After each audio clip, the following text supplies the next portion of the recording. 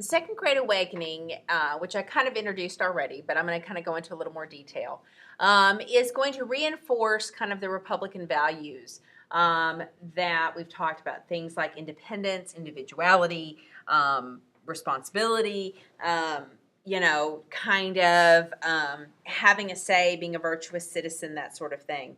And the idea is that our spirituality could restrain the worst impacts of this new market economy, this factory system. That if I'm a factory owner, that my religious beliefs would cause me to treat my workers better. If I'm a factory manager, my religious beliefs would cause me to interact in a kinder, gentler way. If I'm a middle class woman, my religious values would encourage me to reach out to help those who are less fortunate. That if I'm working class, my religious values will cause me not to drink too much or not to beat my children or, fill in blank, right? That religious values will take kind of the greed, the avarice, the selfishness, the instability of the factory system and kind of create kind of a foundation that kind of sets a standard of behavior for individuals. And it's about how can we relate to each other. Remember, the factory system has disrupted traditional elements of the putting out system, traditional elements of the apprentice system, traditional ways in which people have standing within their community. And so this Second Great Awakening is meant to help make sense of this. It's also heavily Protestant. You're going to see, this is where a lot of the denominations that we're familiar with. Of course, we know Methodism comes from the late 18th century. Baptists also from the late 18th century, although at the turn of the 19th century, around 1800, Baptists and other kind of more what we would term now evangelical groups, they were kind of the fringe groups, if you will. The Second Great Awakening is going to see these fringe groups of Baptists and all the different shades of that type of evangelical and fill in blank, Church of Christ, all the different Baptist denominations, various Methodist denominations. You're going to have the Disciples of Christ Church. You're going to have all of these other elements that are going to kind of come up where people say, this is how I believe about, blank, fill in blank of whatever it is towards, paying for your pew or what Bible we read out of or what hymns that we sing. And how, what is the relationship of the pastor to the flock? Is it very structured and controlled as in Lutheranism or Anglicanism, or is it much more kind of interactive, which you see with the evangelical denominations? And so again, it's very heavily Protestant, not Catholic. And so in fact, this Protestantism is going to be a factor in kind of the backlash with the Know Nothing Party. So you should have already listened to some of the lectures that talked about the Know Nothings. So of course they're completely opposed to Catholic immigration. They don't like Catholics. They're concerned about the Irish. And so Protestantism is going to be kind of in the background of that kind of political movement. So it does have the Second Great Awakening does influence not only the way we interact with each other, but also in the politics of the time period. It also interacts. Sorry, it's lunch. It also interacts with the idea of about how we treat slaves, right? So again, this idea that Master Ford demonstrates, where he is trying to ameliorate the conditions for his slaves, is going to be a part of kind of the Second Great Awakening. Again, salvation through action. So in other words, if I am a Christian, my faith demands that I act, that I try to have reform, that I try to make the world around me better, that I try to be obedient to what God is saying. So you can see where with slavery, this element of obedience and discipline that, for some groups is going to be about self-discipline, is going to be about obedience to reform movements or obedience to, in the case of John Brown, standing up against slavery. But in other constructs is going to be a justification for forcing slavery. It's going to be a justification for disciplining slaves as though they were children. So the Second Great Awakening the salvation through action gets interpreted a couple of different ways. And really, it's really about trying to perfect one's walk with God, one's faith, how one reacts with society. And again, you have a great deal of participation from all levels of society with this, right? From the most well-to-do to, your middle class, to your working class, to even slaves. So some of the slave motivations, I mean, one of the problems that's going to happen in part due to the Second Great Awakening is Nat Turner's rebellion. Part of why Nat Turner was allowed to understand the Scripture was because of this movement with the Second Great Awakening, that we have a responsibility to teach salvation to people, and salvation through action. So Nat Turner's interpretation of that is going to be, I'm going to go set slaves free. But that's probably not what was intended when he was first taught the Bible, right? So you have numerous groups of people that are changed by this. Women in particular are very important with this. In fact, this was the one area in which during a revival, and I don't know what your experience is with evangelical denominations because I'm recording this, but I know when I was growing up, I was raised in an evangelical church, so we frequently had revivals and we would go to church, 5 days, 5 days a week, and of course we were always at church whenever the doors were open.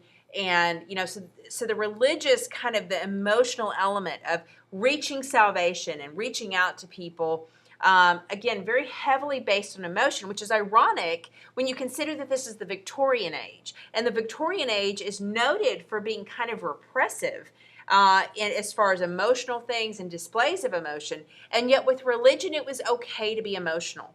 And with religion, it was okay for women to be emotional and for women to participate in a revival and jump up and down and wave their hands and get involved in society to make a difference because of their religious beliefs. So religion provides an avenue not just for slaves, but also for women and also for other individuals who feel left out of the factory system, to kind of take a stand and say, you know what, I can make a difference in the world around me. And in my action, whether it's acceptable to society as far as the mainstream, it doesn't matter, because as long as I'm accountable to God, God looks at my action favorably. And so it just kind of depends on how you look at it. I think initially the Second Great Awakening, when it's reinforcement of obedience, and following your boss and working hard and trusting God and all that kind of stuff, I think it reinforces the factory system. But then I also think that in some areas it challenges the factory system. So there's good and bad here. So understand that, like every movement, it has elements that are part of the society at large. And so I think it's just kind of really interesting to understand that this is what's happening there. The next thing you have is Romanticism. I'm not going to spend a lot of time on this, but understand that Romanticism is, for my art and literature people, this is when you're talking a lot about emotional expression and intuition. And if you think about the Second Great Awakening and the fact of having kind of an emotional connection to God and expressing yourself through outbursts of emotion at revivals, you can definitely see where that comes in. You also have art. I have Rossetti pictured here, depicting this very kind of romantic environment, as well as stories about Frankenstein, and you've got all kinds of literature.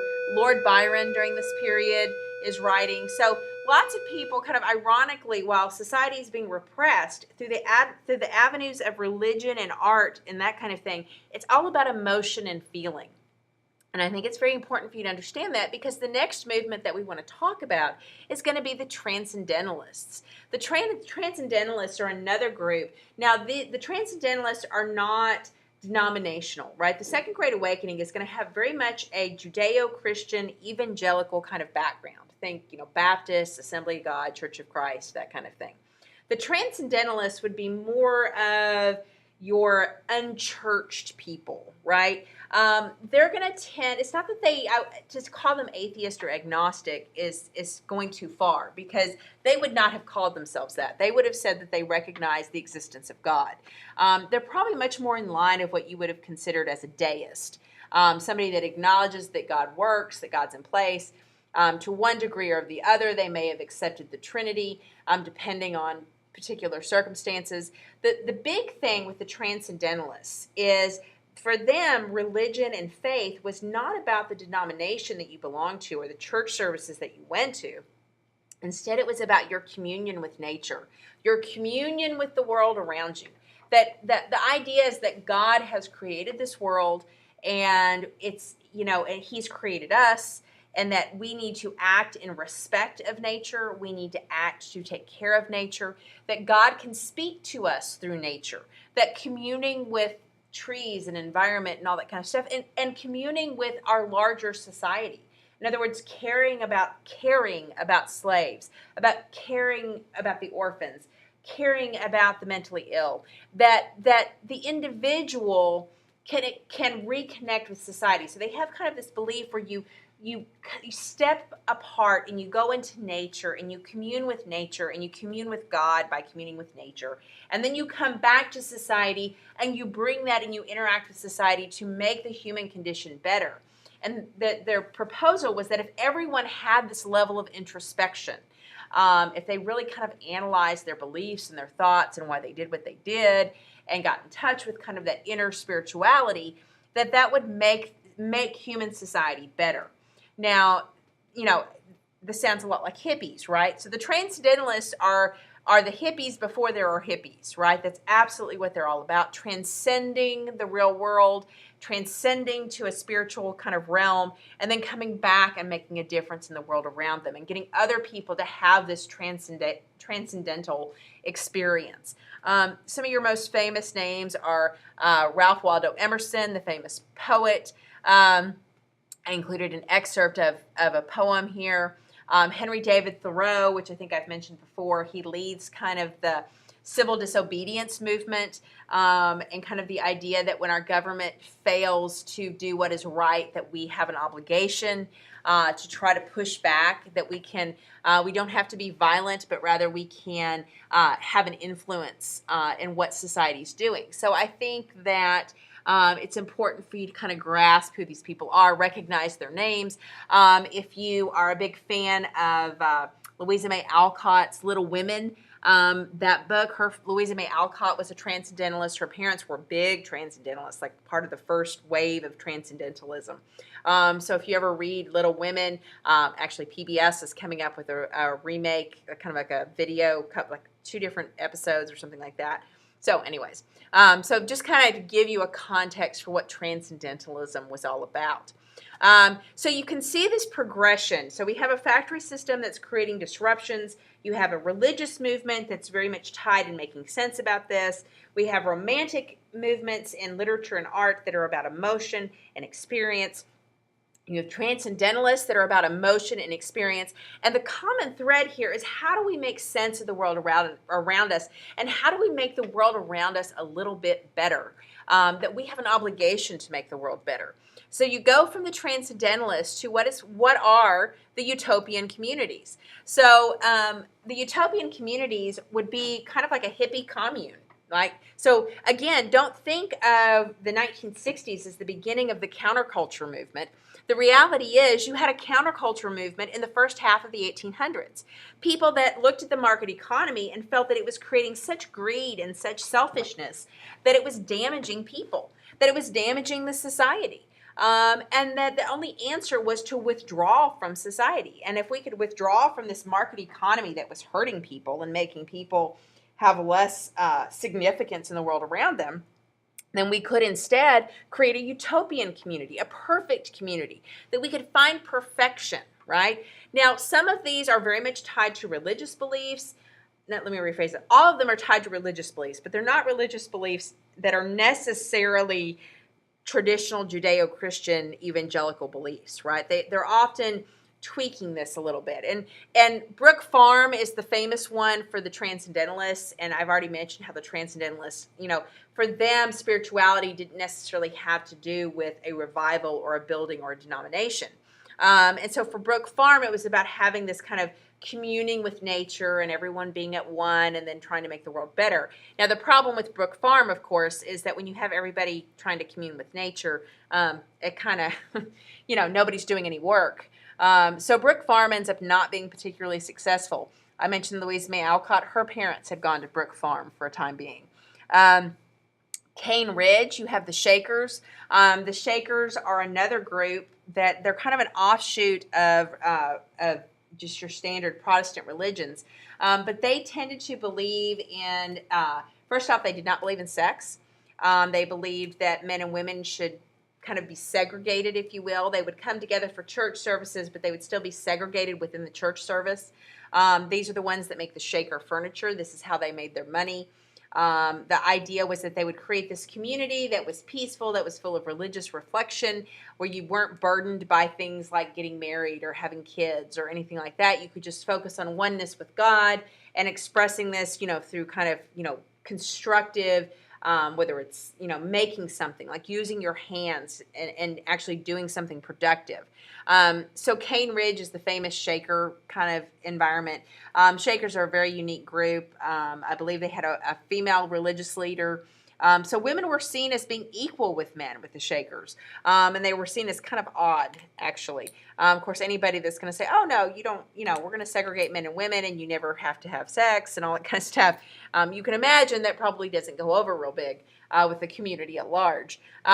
On the opposite end of the spectrum, you have the Oneida community. The Oneida community believed in what they called complex marriage, which was that we, in order to break kind of the cycle of greed and this treadmill of working to get ahead, that we needed to create a community. And yet, at the same time, they allowed for people to have these marriages where they're married to more than one person. You would basically, and it was very tightly controlled. This isn't the free love era, okay? So we're not talking about free love in the sense of the 1960s. What we're talking about is a complex marriage where the community says, okay, we're going to let Jane be married to John over here, and they're going to be married, and they'll live in a house together, and, they can have sex, but they will only have sex on this particular time. And this sort of thing. And so very tightly controlled. Basically, the community decides when they can have sexual relations. And then after, however long, if they begin to get too attached to each other so that their attachment to each other supersedes their attachment to God, then they break apart that marriage and they marry somebody else, right? And again, this is all very tightly controlled. So it's not free love, but it is unique in the sense that marriage was kind of a temporary state. And, that there's lots of social control. Again, that the marriage and the family unit doesn't replace the relationship with God. That children are born and they're raised by the community. They're not raised by a family unit. In this way, they kind of resolve the problem that the Shakers had, which is it's very hard to have new recruits if you're not making them yourself and you're telling people that they have to live in a community and make furniture or quilt and they're not allowed to ever have sexual relations. It's harder to make your movement grow. So the Shakers are going to eventually kind of die out, literally, whereas the Oneida community is eventually going to fracture because you can imagine this kind of arrangement's not going to be particularly popular either. So all of these utopian communities are going to exist to try to resolve competition. In other words, what they see is that the big problem with the factory system and with the market economy is that it creates such competition between businesses, between individuals, between communities, and that the competition to move westward is part of what's exacerbating the slavery issue. And so they're trying to resolve this. And of course, it's about trying to find this perfect society where we don't, we've somehow gotten over our need to compete and be one up on everybody. So whether they're communing with nature or they're dancing in the church and segregating by gender, or whether they're having this complex marriage, it's all trying to make sense out of this highly competitive environment that has emerged. This is a picture of Brook Farm right here. This is a picture of the Shakers and one of the Shaker services, and they called them Shakers because they danced and waved their hands around and all this kind of stuff, and you can see how segregated they were. And then this shows you kind of an idea. This has all these different, kind of utopian movements. So I just touched on a few of the most notable ones. And you can see how scattered throughout they are, particularly in this region that was most impacted by the factory system. So you're not going to have a lot of utopian communities down south because they're not quite as impacted by this lack of meaning and that sort of thing. So it's going to be up in that Northeast and up in the Midwest that you see those communities really developing and taking hold. And so I think that map does a really good job of kind of depicting that. Now, the last religious group that I'm going to talk about before I stop this particular section are going to be the Mormons. The Mormons are another group that we identify with kind of these utopian groups or religious groups that kind of separate away from society. Mormons are founded by Joseph Smith because they have a different kind of origin story than some of the other faiths and disciplines and interpret Scripture differently. They were very often persecuted because they diverged from this traditional Christianity and Protestantism. So they will be chased out of numerous communities over the years and eventually will move west, ending up in Utah. Now, Joseph Smith will be murdered outside of Illinois. He will be replaced by Brigham Young, who will finish taking the Mormons out west. So the Mormon community is a product of kind of this level of, trying to find meaning in this factory system world. How do we make sense of where, of what this world is doing and who we are and the conflict between this competitive, kind of greedy environment versus the ideals, not only the ideals of the Declaration of Independence, but the ideals of Christianity and Christian beliefs, right?